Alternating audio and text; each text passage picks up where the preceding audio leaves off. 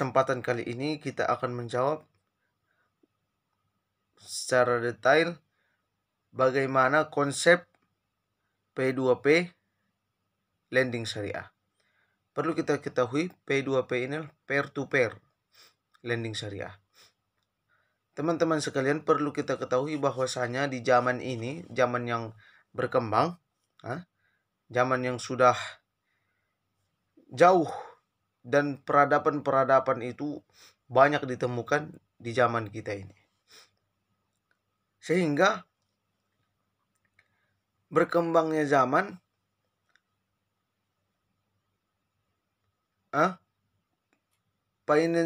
financial teknologi ini pun semakin berkembang. Fintech syariah. Sehingga membuat para UMKM ini banyak pilihan, teman-teman sekalian. Apa yang menjadi masyarakat itu lebih tertarik dengan P2P lending syariah, peer-to-peer lending syariah? Rupanya yang membuat masyarakat itu tertarik dengan P2P lending syariah ini karena imbal hasil yang dihasilkan dari situ itu pasti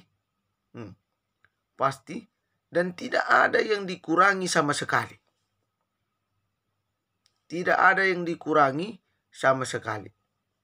Dan tidak ada biaya apapun di dalamnya. Untuk proses pendanaannya pun sangat mudah dan bisa diurus secara online. Ini yang membuat masyarakat lebih tertarik untuk P2P lending syariah. Dan P2P ini tidak ada penentuan bunga dari pinjaman.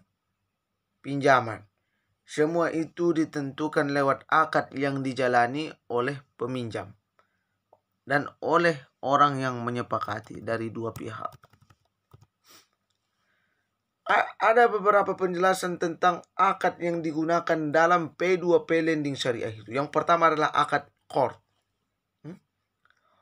Konsep ini mewajibkan kepada orang yang menerima dana, berarti peminjam kan, orang yang menerima dana, dan dia harus mengembalikannya pada waktu tertentu dengan kesepakatan agar si peminjam tetap bisa memenuhi kebutuhannya. Itu yang pertama, akad qard. Yang kedua adalah akad wakalah bil ujroh. Bagaimana akad wakalah bil ujroh ini, teman-teman sekalian?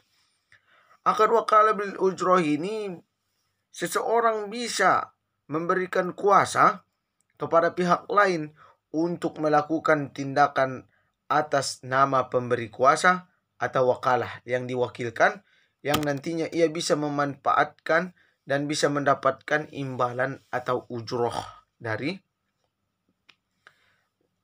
hak kuasa yang diberikan kepadanya. Yang ketiga adalah akad mudharabah muqayyadah. Akad mudharabah muqayyadah. Bagaimana dengannya? Dalam penerapannya ada dua pihak yang terdapat dalam akad mudharabah muqayyadah. Yang pertama adalah pemilik modal. Dan yang kedua adalah pengelola yang persentase pembagian keuntungannya sudah disepakati sejak awal. Tapi ada tapinya, jika ada yang mengalami kerugian, yang menanggung adalah si pemodal. Dikembalikan lagi kepada pemodal. Itu yang menanggung. Itu yang dinamakan dengan akad mudharabah muqayyadah. Yang keempat adalah akad musyarakah. Akad musyarakah.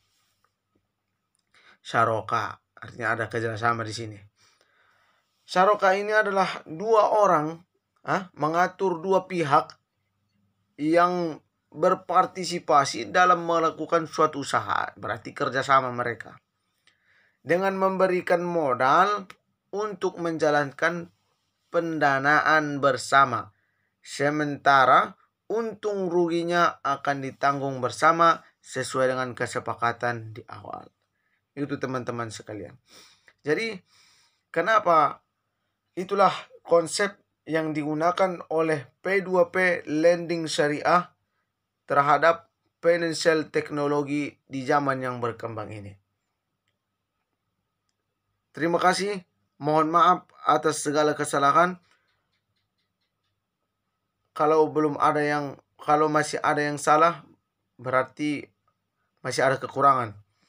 Cukup sekian dari ana. Wabillahi taufiq wal hidayah. Wassalamualaikum warahmatullahi wabarakatuh.